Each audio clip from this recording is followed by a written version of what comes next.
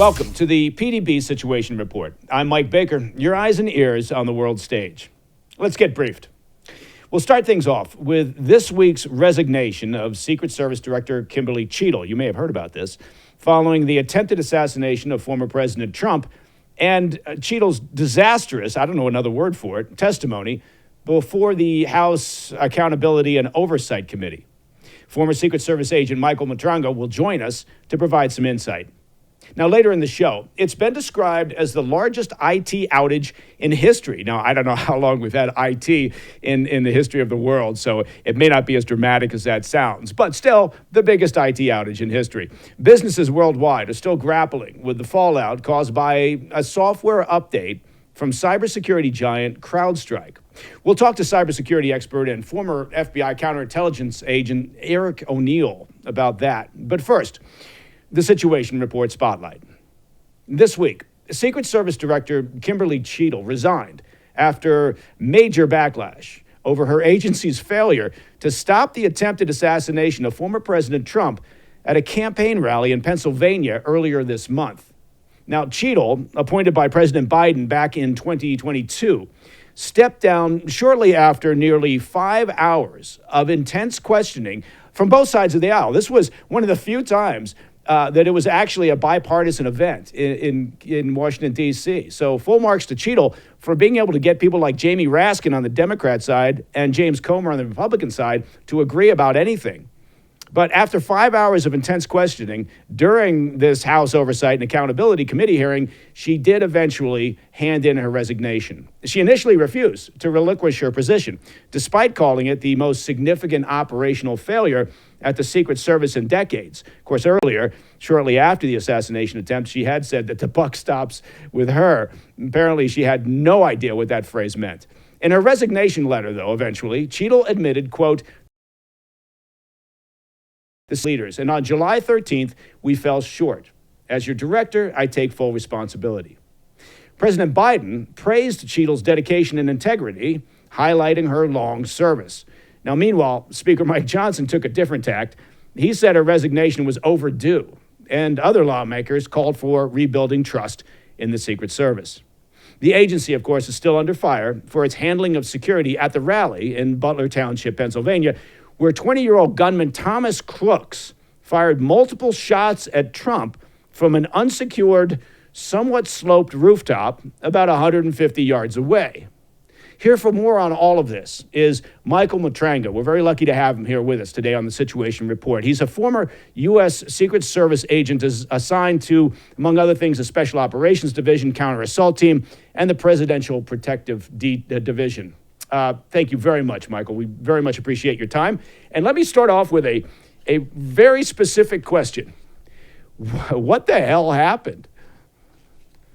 Well, thank you for having me. I appreciate it. I think what we saw on July 13th was what we all know was a catastrophic failure in communications. And, those of us that have operated in the security space at a high level need to understand, or we already understand, but I think that the American people need to understand that, you can be as good as you need to be physically and, be a fantastic marksman. But at the end of the day, communication is key. And if you can't communicate, you've got nothing. I mean, through that testimony, we witnessed, catastrophic failure after catastrophic failure. And some of the things that we were able to identify through the testimony was that, Butler Township Police or another agency identified him as suspicious at least an hour out. And then 18 minutes prior, they took a photo of him exhibiting unusual and suspicious behavior. And then what we know is that he was at least on the roof for 3 minutes while they knew he was on the roof as they attempted to engage him, and then were met with him pointing a rifle at an officer who had been hoisted upon the roof to get some visual identification. And so my question has always been let's just say that 3 minute time period. Why was there not communications relayed within that 3 minutes to get the president or former president off the stage? Where was that breakdown in communication? I'm waiting on the testimony or the investigation to reveal timeline of radio communication so we can see where that failure was. Well, I think, Michael, you could even go further back than that, right? If you follow the timeline that at least has been provided, right? And some of this is still coming together, as Christopher Wray said during his hearing.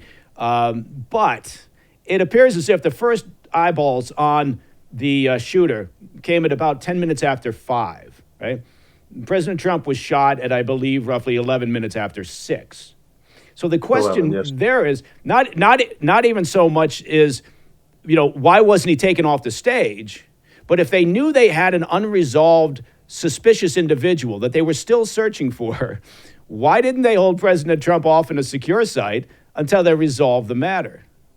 Well, I think the simple answer is this: is that any town USA where these protective sites and visits are conducted, we have suspicious people, or the Secret Service has suspicious people at every site.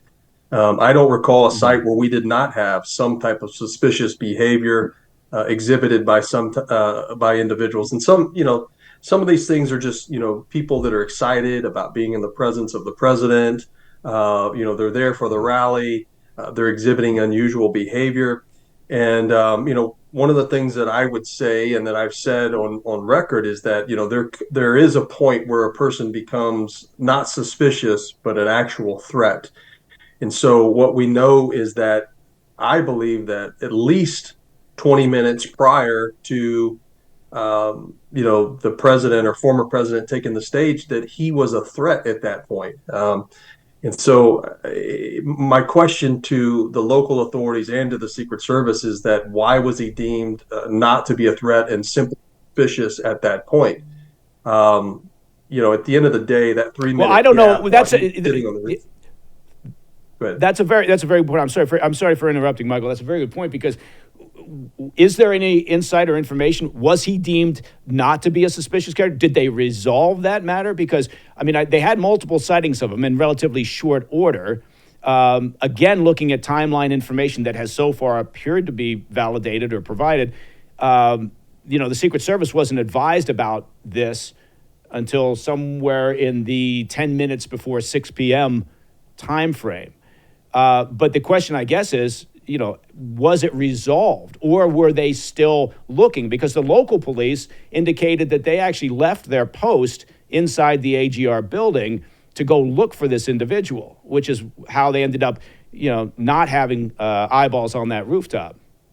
Yeah, I think the simple answer is that no, I don't think it was resolved. I think that he was deemed suspicious from the moment that they identified him as suspicious, or his behavior as suspicious. And I think up until the moment where the shots were fired, they had a suspicious person who they could not locate for a period of time, which is why they left their posts to go search for this individual.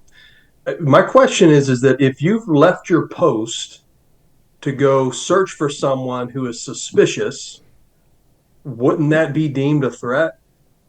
If you have local law enforcement assets in the AGR building that are assigned to that building to secure that area of responsibility, that feel the need that this person is enough of a suspicion that we need to abandon our post to go look for that individual, I think at that point we need to determine, hey, this is a threat. Let's take a tactical pause. Let's take a deep breath. Let's not bring the former president out on stage. Let's delay until we can find out and get some resolution here. But that's not what happened. And I think that's where the catastrophic failure occurred, amongst other things after that subsequently. Now, the fact that they were all operating on various frequencies, that's not unusual. That tends to happen more often than not. It does seem like there was a breakdown in basic, communications relay and protocol. But I think from your perspective, and this is probably not a fair question to ask you, but okay, I'll do my best. What do you? Not that I'm going to ask it anyway. It's not like I'm caveating by saying I'm not going to ask you an unfair question. But what do you put this down to? If you had to, based on all your experience and what you've seen so far from this series of breakdowns, what would you put this down to? Is it poor training on the part of the assets on the ground, both Secret Service and local law enforcement? Is it insufficient resources? Is it a top-down leadership issue? I mean, where do you go with this? I think in order of priority, I would start with complacency. That's the first. We haven't, I mean, we've had attempts and there's been other things that have occurred that, the general public is not aware of, but an actual attempt, what was almost a successful attempt has not occurred in 43 years. So I think that there is a certain level of complacency there. I believe that knowing what I know of having individual, contacts still within the Secret Service, that the training level has drastically reduced. I think that there's a catastrophic failure in leadership of the service continuing to promote people not based upon their qualifications, but other reasons, filling quotas. The director herself has said that, or the former director now has said that her intention was to have a 30% all-woman workforce by 2030. I think that is the wrong approach, that at this level in the game, where we're protecting America's, leaders and the world's most powerful man or woman, that there should be no standard, and we should not be promoting individuals based upon sex or sexual orientation or gender. And I think that, yes, resources had a lot to play into that. And so I would question a couple things. And, through the testimony, what we learned was that, the first lady, though she is the first lady, she has no real impact, I guess, in the succession of the United States. Now, yes, obviously there's going to be a significant impact to the United States or to the president should his wife be assassinated, but she was in the same region. And through the testimony, what we learned is that, there were three post-standards, which is kind of minimal as far as importance, but it shows you where the thinking was, is that there were three post-standards assigned to the Trump rally that were Secret Service post-standards, and then 12 assigned to her indoor 400-person rally. The two are not equal. With the political divisive rhetoric in the country right now, if something were to happen to former President Trump versus the First Lady, there's a greater impact. Not only that, but we had a confirmed intel briefing that Iran had made a recent threat towards former President Trump. So we have a foreign state now saying that they want to assassinate the former president, yet he gets less resources than the First Lady of the United States. It's just something that I think the service in general needs to reevaluate themselves. And I think DHS seriously needs to reevaluate the United States Secret Service's dual mission, because I believe that it is hindering the operational planning and logistics and execution of the plan of the United States Secret Service. Yeah, I applaud your diplomacy, Michael, by the way.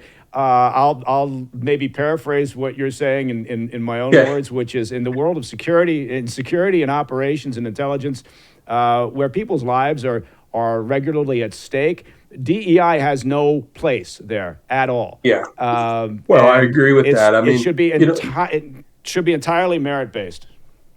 It should, 100%. I mean, I can recall, under another female, listen, I've got daughters, but my daughters would never expect to be given anything, because I've taught them that if they want to operate in a generally, male-dominated area, you have to be able to meet or exceed what the males do. And so under another female leadership of the United States Secret Service, Julia Pearson, we had another incident, which, she immediately resigned, which, was the right thing to do. But, under a Julia Pearson leadership, I can recall being on the counter assault team and us hearing rumblings that Julia Pearson was trying to change the physical fitness standards for the Special Operations Division so that she could get a woman through.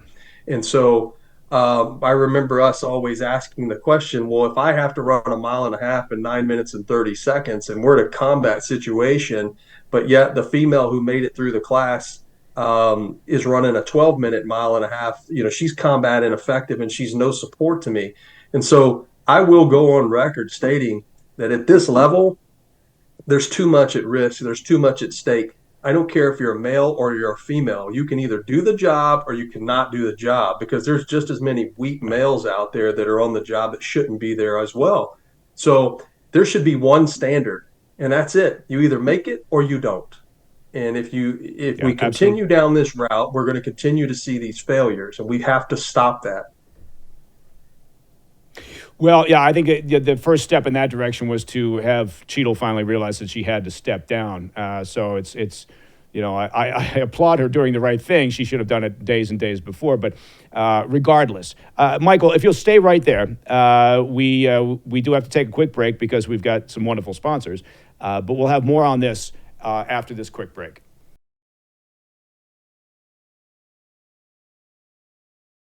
Hey, if you've been paying attention to the financial news, and hopefully you have been, experts are beginning to express concern that the U.S. dollar may lose its status as the world standard. The warning signs, look, are there. Saudi Arabia ending the petrodollar, Russia replacing U.S. dollars with the Chinese currency trades, and BRICS countries attracting other countries moving away from the U.S. dollar. Look, the global de-dollarization, as we call it, that trend is accelerating. And in times of uncertainty, well, gold, it's security. Call the proud Americans of the Patriot Gold Group today, before it's too late.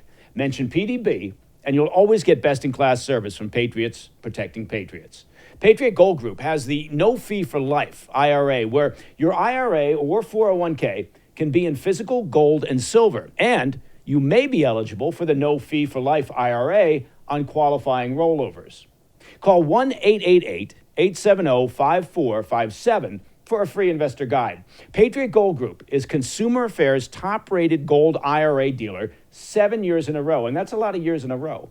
Call 1-888-870-5457.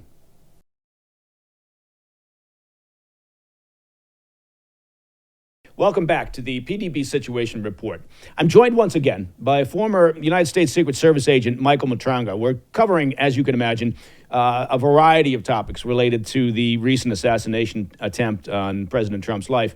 Michael, earlier you mentioned briefly when we were talking about what could have contributed to this breakdown, you mentioned something that I find intriguing, and that is the level of training that agents receive, not just initially when they onboard, but throughout their career. Can you talk to me about that? I mean, what was it like for you? How much time was spent in training when you weren't doing? And what do you think it's like now based on what you know? Well, I can tell you that this is going to come across as cocky, and it's not intended that way because it's the fact.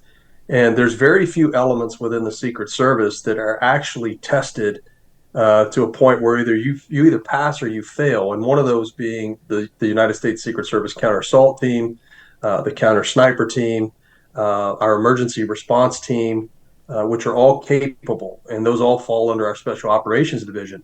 But the way that the Secret Service is set up is that, though I am a proud member or former member of the Presidential Protective Detail, what I will tell you is outside of being on the Special Operations Division and waiting my time in earning my spot being on counter assault, I didn't do anything that was out of the ordinary to become an agent on the Presidential Protective Detail.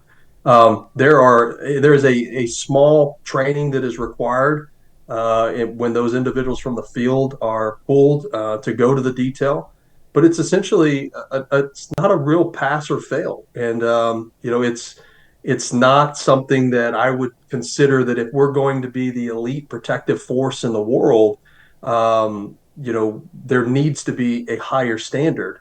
The problem is that the agency, and not only the agency, but DHS has gotten to a point where we're so weak that we don't want to offend someone based upon their inability to perform.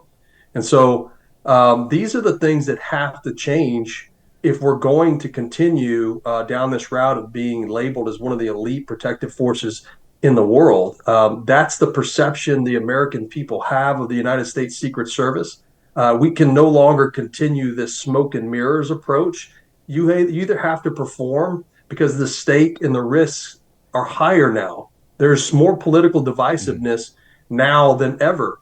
And so, with the Secret Service's counter assault team, we go through a 2-week tryout, we go through a 6-week basic, and then once you become operational, every 6 weeks, you go through a 2-week training cycle where we're tested. We do attack on principles, we test our marksmanship, we work on individual tactics, we do defensive tactics. Those are things that are not done at the protective details any longer. It's just not. And, we sent home many people, but I don't think that there are many people that are sent home from what we call protective detail training. And these are the people that are working hand in hand, protecting the president of the United States, vice president, and their families. And listen, I want to be clear. There's some very, very capable and respected individuals on the presidential detail, on the vice presidential detail. And there's no reflection of them. I'm just my criticism is based upon the policy that the Secret Service and the DHS has, that basically mediocre is okay, and that just can't be. There's those that can, and there's those that can't, and we can no longer keep this path. Yeah, I mean, there's a standard, practice with special operations and as certain elements is that if you're not doing your training, right, that's just what you do. You're always training during your downtime. Is there a way for you to quantify? Let's just take a protective detail agent. Is there a way to quantify how much training they get during the course of any normal year? And realizing, of course, look, their job is it's chaotic, it's busy. It kind of depends on the schedules of the protectee, and there's a lot of work involved there. But on average, any sense of how much training they receive or are given continuously through their career on an annual basis? Well, I can tell you what's supposed to happen and what does happen, what's reality. And they're supposed to have training once a month. But I can tell you, due to the operational tempo, and this is primarily one of the big reasons of the failures of the Secret Service that we've seen lately, is that, if you go back to the Obama administration, the Trump administration, the Biden administration, and you start looking at the increase of protective detail assignments that have been heaped upon the men and women of the Secret Service and how that has affected their operational tempo, this is why you've had good men and women like myself who are dedicated, who have a servant heart, who are capable, have just been completely burnt out. And we left because the service could not uphold their word as far as duration of assignments and operational tempo.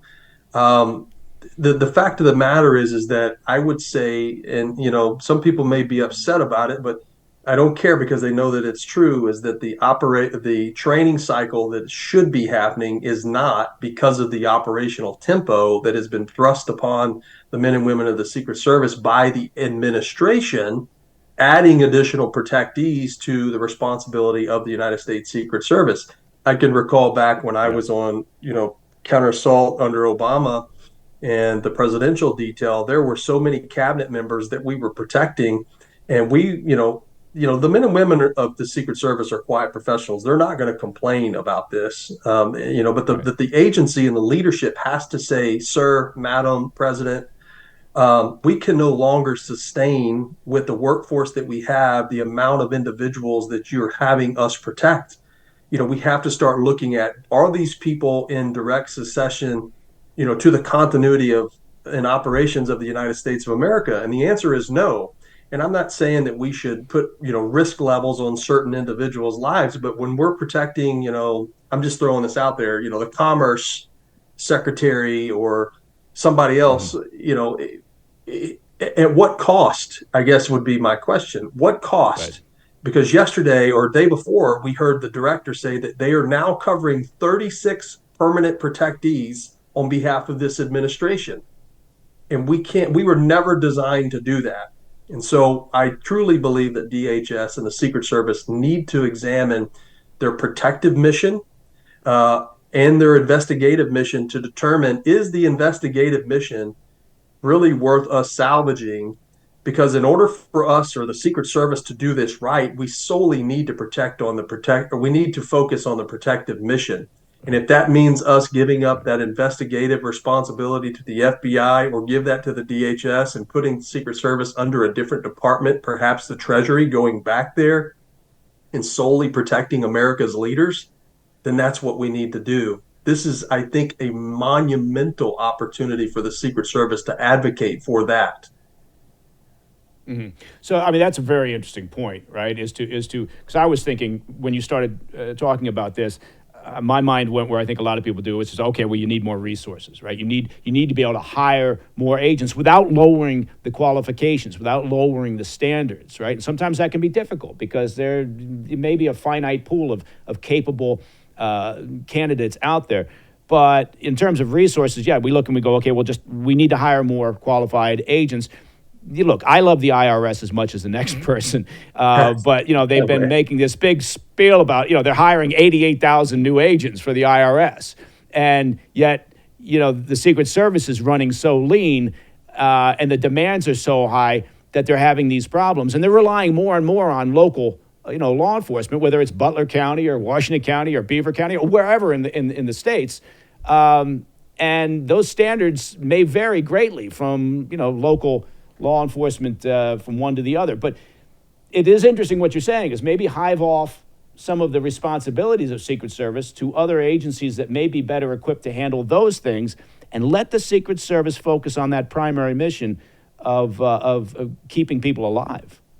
Or give us a tenth of the amount of the IRS agents that they're hiring so that we can sort through and identify the best amongst who we have to fulfill that protective mission, and the rest, hey, I'm sorry, you're just not cut for it. You're going to be working T-checks out in Houston or LA because that's what your investigative capabilities. I mean, that's what your capabilities are, And so, listen, I'm not discounting the actions or the integrity of the men and women of the Secret Service. I'm just saying that if we're going to do this right, we have to do this right at this point.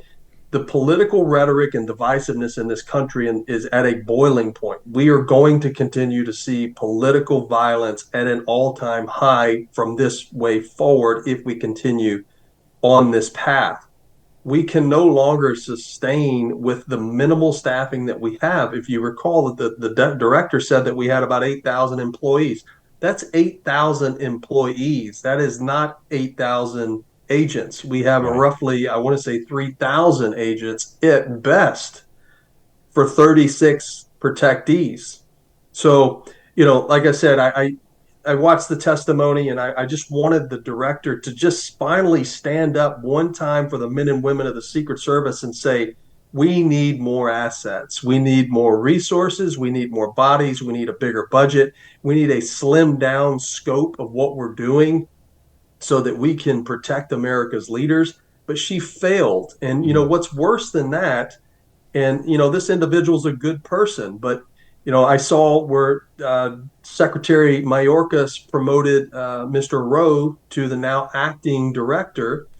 And I found that very ironic that the director just took one for the team and she resigned, as she should have, because there was no coming back from that testimony. But Mr. Rowe was the deputy director of the Office of Protective Operations, who is equally, if not more, responsible for the 13th's failure. So what is the DHS doing? How ironic is that? You're the deputy director of OPO, and now you're the acting director because the director stepped down due to her saying it was her responsibility. You are equally as important of a person that was responsible. So I question Secretary Mayorkas' decision. Let me ask you this. I'm sorry for interrupting, Michael, but I'm aware of the time and your time. Are you confident? I mean, obviously, Kimberly Cheatle stepped down, right? And as you pointed out, there was no other option there. But in terms of the review, right, the internal review, I'm not so much worried about, the investigations. The committee hearings up on Capitol Hill typically are just performative art, right? It's a chance for the Democrats and the Republicans to, posture and do a little bit of theater and score points, right? So you rarely get actual intelligent operational questions being asked in that environment. But are you confident that right now they have completed a hot wash, a debrief, an assessment of what happened, and they have very clear, proactive points that will prevent this sort of breakdown again? No, I'm not. And the reason why I say that is I was just as troubled as most Americans to hear the director out of her own mouth say that she had not been to the scene. What this is the perfect example of people being promoted to leadership positions in which they should not be. If I were the director of the Secret Service, you bet your butt within 24 hours I would have been on scene, on that roof, looking at the vantage point. I would have been on stage looking at from where the shooter was, and I would have been assessing this myself. But that's not the type of leadership the Secret Service is promoting at this point. They don't want like men. They don't want men like me or Dan Bongino or other individuals who talk direct. They want people that are just going to do the political thing, and that goes to another point. Is Kimberly Cheatle was not qualified to be the director in the first place. Her years of service does not qualify her. Nice lady, great. Congratulations on your service. We appreciate it. But I can tell you there are men and women in the United States Secret Service right now. We just went and buried one of the best special operations direct instructors 2 months ago. There was about 150 of us who went back to send him off in a show of respect. I could have picked up a rock and thrown a rock into that group of men, and any one of them could have done a better job because they understand the operations, and they are not so far removed away from the field that they don't get it anymore. What happened to America's leaders that are down in the trenches, that are riding in the trucks, that are walking the scene, that are going back to the scene of an attempted assassination and looking and going hands-on? Where are those people? Where are those leaders?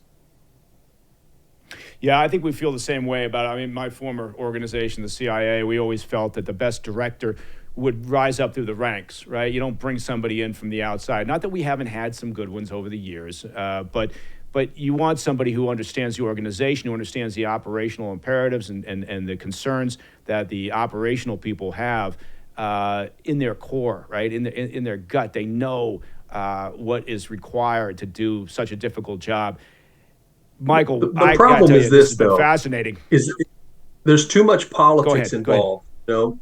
Director Cheatle was appointed to that position because she was a female and she was homosexual, and that's the facts. Is she fell in line with the political agenda and narrative of this administration, and that's why she was put there. And we've got to stop that. I can think of three people right now that could lead this agency. One of them being the current detail leader of the President of the United States. You want a leader? That's a leader. That's the man. That's the one that they should have went to because he's operational and he will do exactly what everybody else does. That's the guy.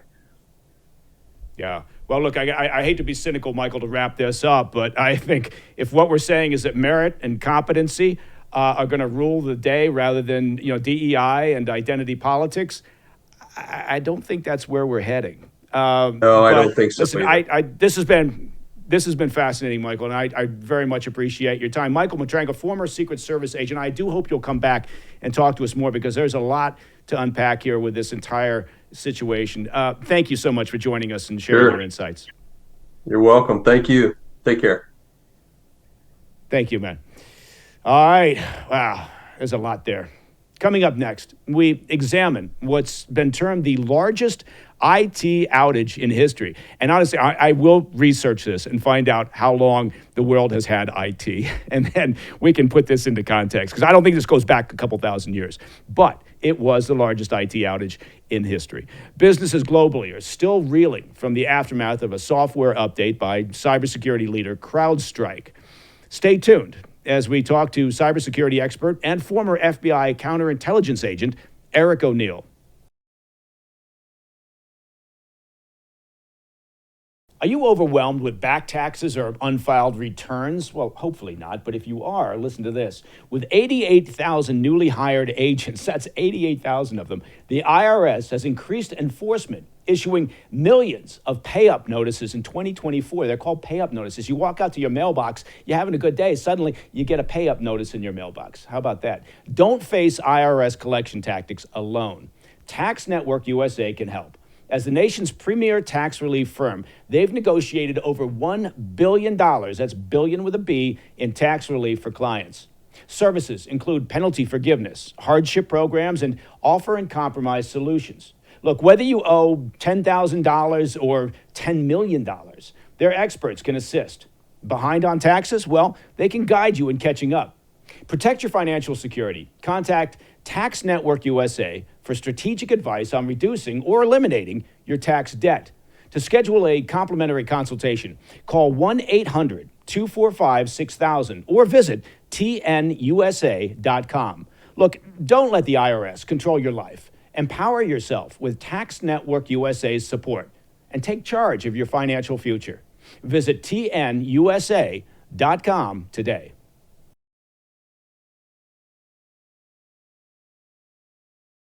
Welcome back to the PDB Situation Report. Companies around the world are still recovering from last week's global IT infrastructure failure caused by a faulty software update. Stop, let's roll that back. Update. I'm just trying to add extra consonants because it's fun. All right, here we go. Are you guys still rolling? Stand by. Ready when you are. All right, cool. Thanks. C block in 3, 2, 1. Welcome back to the PDB Situation Report. Companies around the world are still recovering from last week's global IT infrastructure failure caused by a faulty software update from cybersecurity giant CrowdStrike. In total, approximately 8.5 million computers crashed to blue screen, grounding flights, crippling hospitals, and even bringing down emergency services. Now, for some perspective, the IT outage caused Delta Airlines to cancel more flights in less than a week than it did in 2018 and 2019 combined, in 2 years' time. Insurers are now estimating that the outage will cost U.S. Fortune 500 companies $5.4 billion. Now, for its part, CrowdStrike is apologizing for the snafu. Oh, well, that's nice. And in part, they're apologizing by offering their partners $10 Uber Eats gift cards for all the additional work that they had to do fixing their systems. Who the hell at CrowdStrike came up with that idea? I got an idea, boss. Here, really? We crashed global IT infrastructure? Here, please enjoy this $10 gift card. It's on us. You're welcome. Apparently, CrowdStrike uses the same crisis communications firm as Kimberly, Cheatle, and the Secret Service. For more on this story, the outage, not the Uber Eats gift cards, I want to bring in cybersecurity expert and former FBI Counterintelligence agent Eric O'Neill. Eric, thank you very much for taking the time to join us here on the Situation Report. Hey, Mike, it's great to be here. Now, let's start at the 30,000-foot level. For the sake of our viewers, can you describe what happened here? Well, CrowdStrike is now the biggest name in cybersecurity, but back then, just a week ago, it was one of the preeminent cybersecurity companies if you're in the business of cybersecurity or you're a company wanting to secure all of what's called endpoints. So an endpoint is something like a laptop computer, a desktop computer, your phone, anything that a person holds in their hand and they're going to access data through. And endpoint security is kind of like that huge bouncer at the front of the most exclusive Hollywood club who keeps everybody who isn't on the list from getting in out. And nobody gets in without being on the list, being allowed to get in. That's what that endpoint security does. And CrowdStrike does that very well. And for, it turns out, most of the companies on Earth.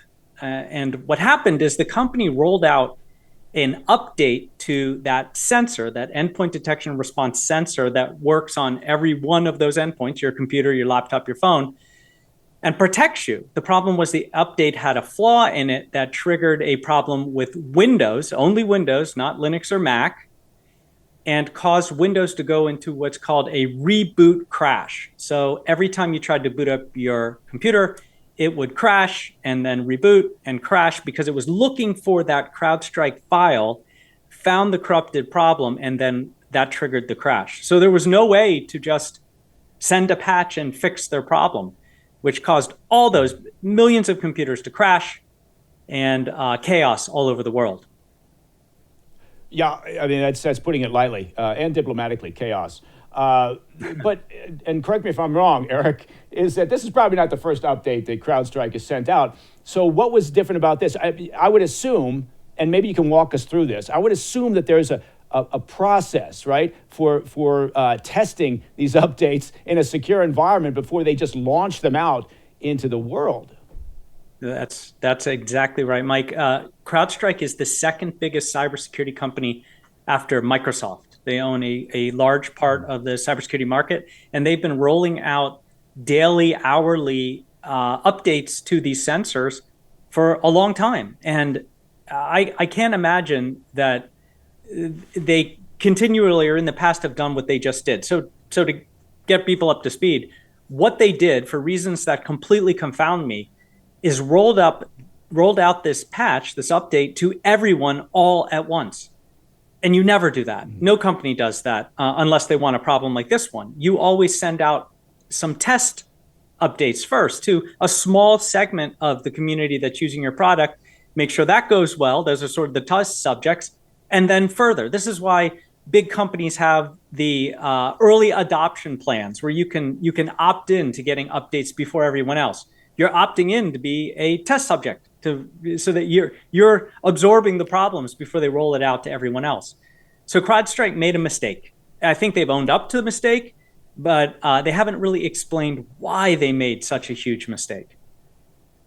Right. I mean, it's I don't want to draw comparisons. It's apples and oranges. Obviously, this is not a good analogy, but you could argue the same thing with the Secret Service not offering up an explanation as to exactly how they had the security breakdowns there.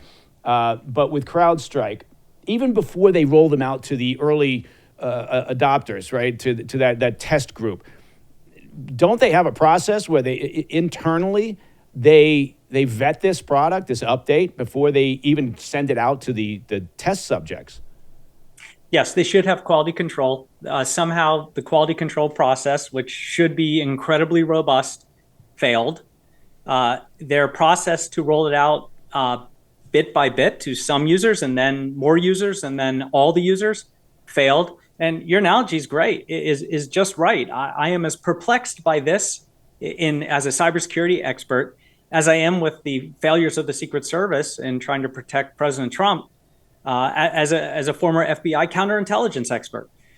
So we have two things back to back that just don't make a lot of sense, and we're all looking for answers.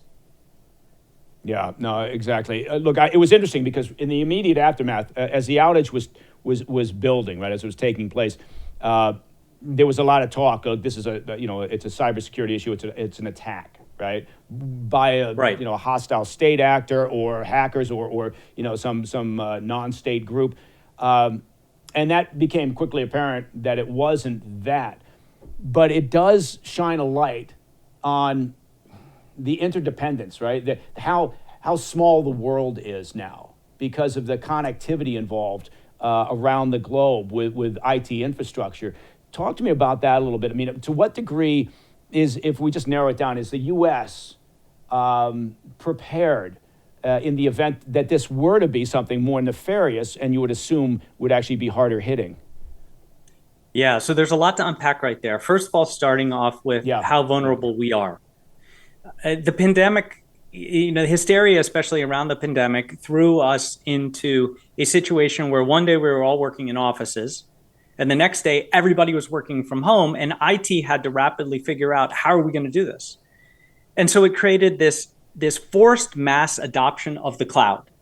The cloud as the first model and way that we communicate, that we share information, that we collaborate, that we work, heck, that we play, that we find our entertainment. Everything we do is now cloud.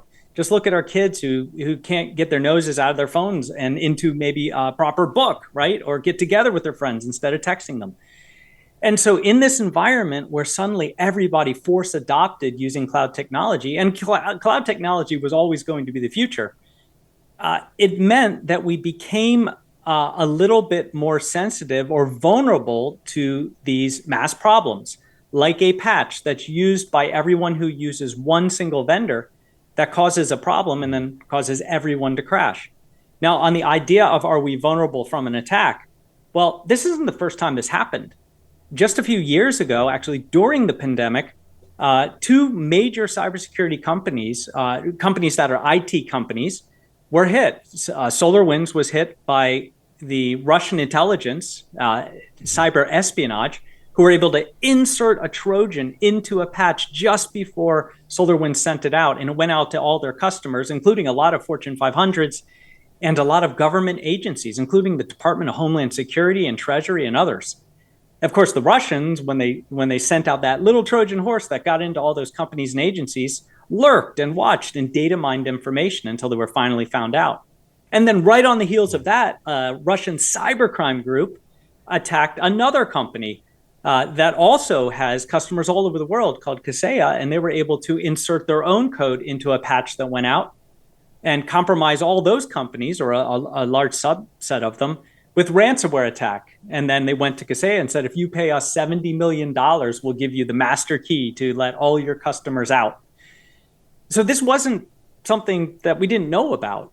And these three issues right here, cybercrime, cyber espionage, and just a flawed patch, demonstrate how vulnerable we are to an attack.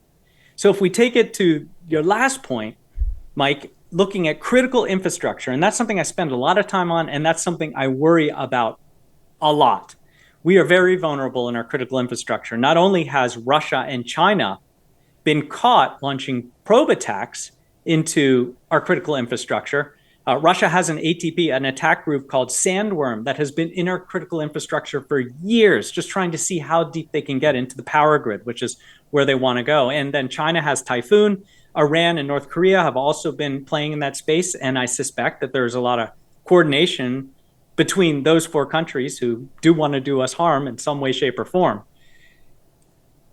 It means that in the future, I've talked about this. Yeah, go ahead. I'm sorry, Eric.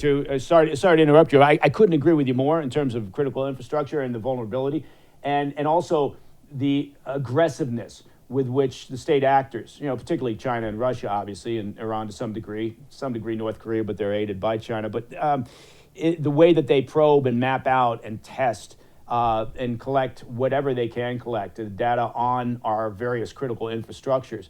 I've been talking about this for years. When you look at, okay, what are the top crises around the globe? What are our top vulnerabilities? Our infrastructure is always right up there in the top five. So I couldn't agree with you more. If you'll stay right there, we're going to take a quick break. Eric O'Neill is with us. When we come back, Eric, we'd like to talk about counterintelligence. We'll be right back after a quick break. Hey, if you're a listener to the PDB, and by God you should be, there's a lot going on in the world today, and that's an understatement. Authoritarian regimes on the march, wars overseas, political turmoil across the globe. Well, this is why now more than ever, you should support those on the right side of history.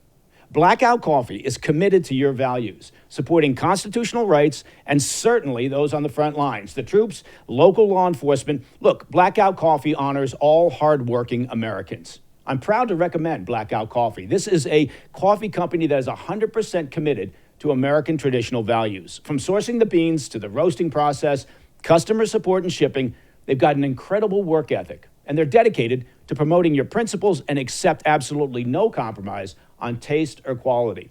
Check out blackoutcoffee.com/PDB and use coupon code PDB for 20% off your first order. Ditch all those other guys. I mean, seriously, just ditch them. Blackout Coffee remains true to your values. That's blackoutcoffee.com/PDB.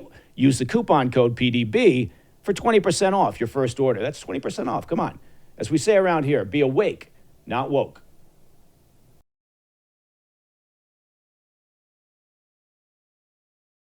Welcome back to the PDB Situation Report. I'm joined again by cybersecurity expert and former FBI counterintelligence agent, Eric O'Neill.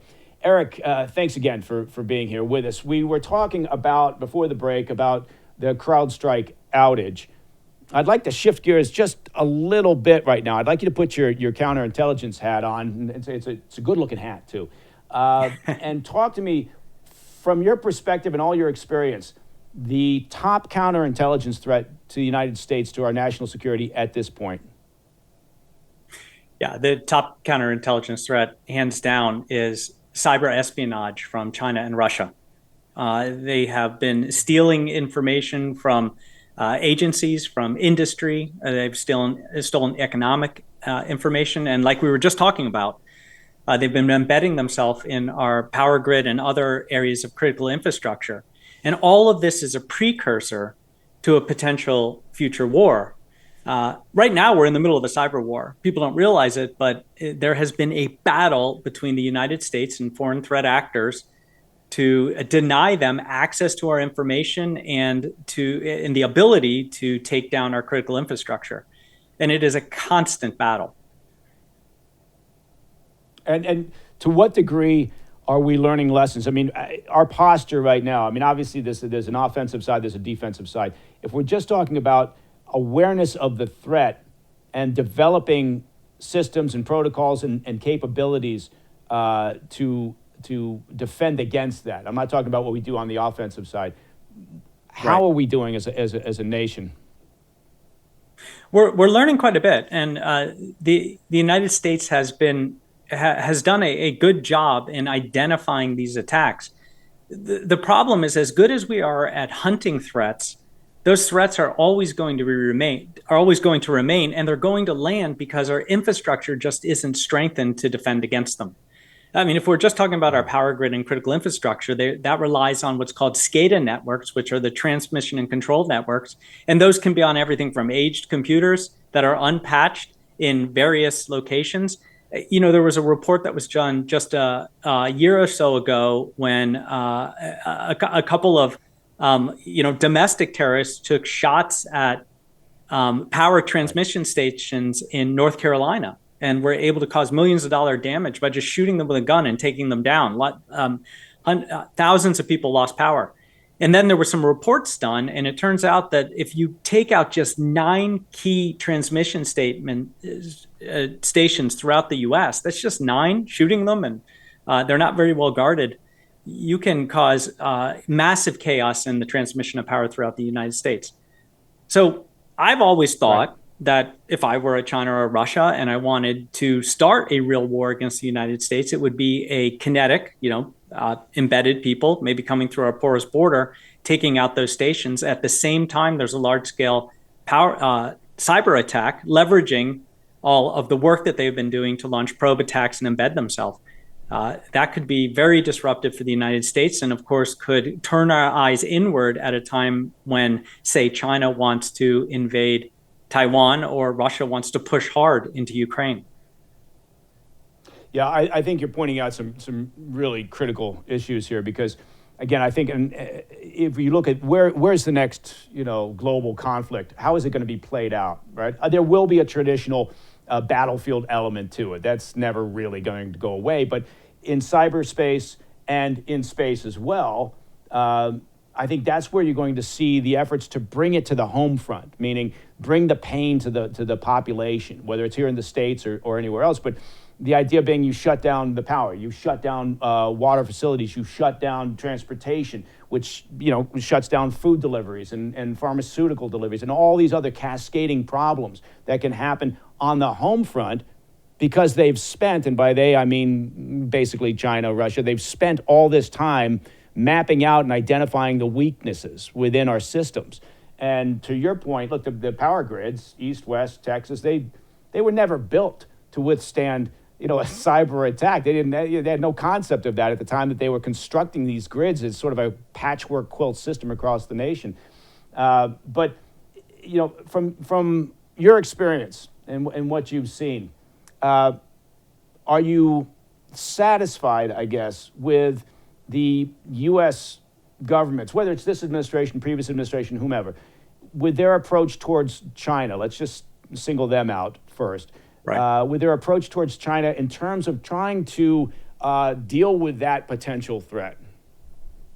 Yeah, I think the Trump administration was a little harder on them and a little bit more focused on them than the Biden administration has. We'll see what happens after the next election. But I think that we need to get a bit tougher on China. Look, for a decade or more, everyone in cybersecurity has known that we have significant data loss in terms of intellectual property, economics, information that drives our economy and business and innovation by Chinese espionage.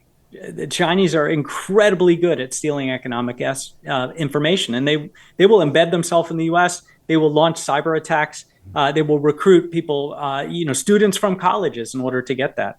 And, our attempts to try to indict them, even though we know where they are, have gone nowhere. They're intelligence officers. Sanctions certainly aren't going to stop it. So I think that we need to take a broader look at how we defend ourselves against these threats, and also what we do in response, whether it's heavier sanctions or something further. But I think that is something right there that the U.S. needs to look harder at. And even though we've been looking at it in detail for some time, we haven't really moved the needle into a place where we're stopping China from stealing. When we talk about cybercrime, cyber espionage, cyber shenanigans in general, how important, from your perspective, is a public-private partnership, meaning the government working with the private sector? Yeah, that public-private partnership, and there are a number of them that work well, are critical.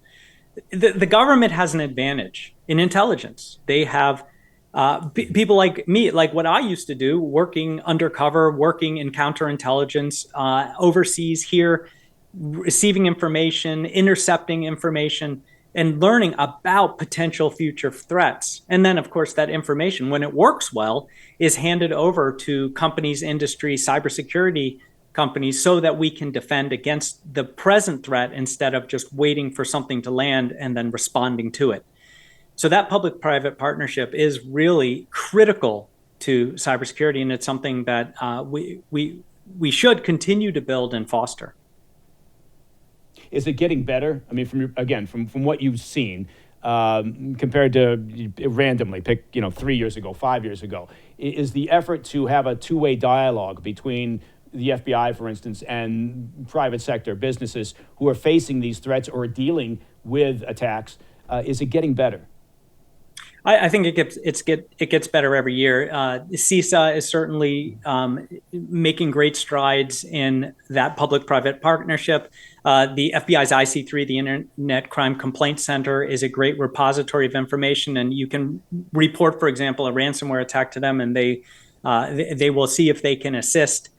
They've done a lot of work to go into the dark web, for example, if we're going to talk about cybercrime, and try and take down some of these large cybercrime syndicate gangs that are now the fastest growing business on earth. So yes, the government's doing the work. It's just a lot of work. Cyber security versus cybercrime and cyber espionage is a massive need. We need to build it. We need to get stronger, because that future war is now.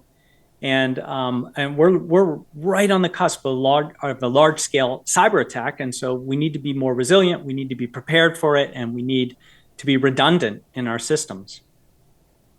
Yeah, I think that's a great message. The future war is actually now. I hope when we call you again, Eric, that you'll see our number and you'll say, "Oh, hey, that conversation wasn't so bad," and you'll pick up the phone, because we'd love to have you come back. Eric O'Neill, thank you very much for joining us today on the Situation Report. Mike, it's great to be here, and I'll absolutely come back anytime. Excellent, man. Excellent. Thank you so much, man. Well, that's all the time we have for the PDB Situation Report. Look, if you have any questions or comments, maybe you got a humorous anecdote, maybe you got a limerick, reach out at pdb@thefirsttv.com. The PDB staff, I mean all of them, including our crack team of interns, they love getting your emails and your faxes and your beeper messages and your Western Union telegrams. And every month, what we do is we take a bunch of your questions and your comments, and we include them in a monthly episode that we call Ask Me Anything. Now, to listen to the podcast of this show ad-free, become a premium member of the President's Daily Brief. It's very simple, by visiting pdbpremium.com. And remember, how could you forget? New episodes of the PDB Situation Report air every Friday at 10 p.m. on the First TV. And of course, on all podcast platforms and our YouTube channel at President's Daily Brief. I'm Mike Baker. Until next time, you know the drill. Stay informed, stay safe, stay cool.